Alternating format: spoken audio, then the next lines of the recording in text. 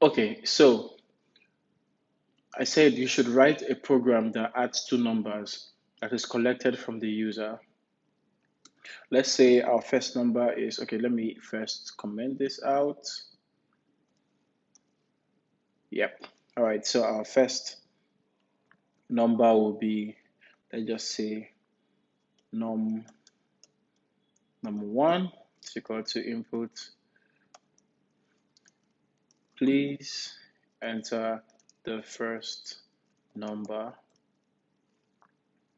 And then num2 would say input. Please enter the second number.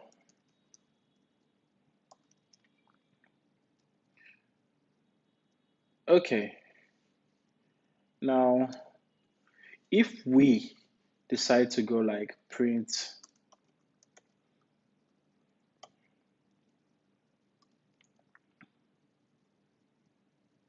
num1, okay, let's not even do that. If we go num1 plus num2, we are not going to get the answer we want. Our Python script is going to concatenate the two values together, and I'll explain that. So get input.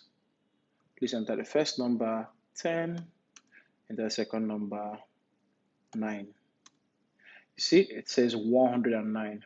Why is this so? It's because the input function receives the input of the user as a string. So whatever is in this variable num1 is a what?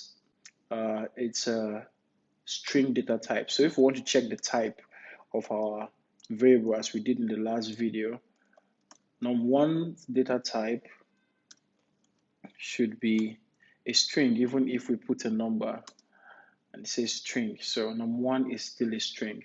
How do we solve this? We can actually say answer is equal to int, call the integer method and put num1 inside. So what we're telling Python, please can you convert num1 and num2 to integers and then sum them up. And when we do our calculation, call our script, 4 plus 4 will be 8. Let me break this down. What I did here is called casting. That means you can actually convert a variable data type to another variable data type. Usually numbers that has been entered, and you want to convert those numbers that have been entered but they are strings into real integers that you can carry mathematical operations on.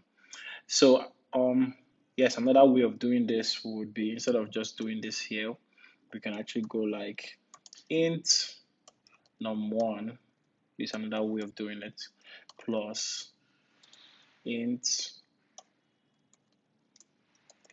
num2. And when we save and run our script, 10 and 9 give us 19.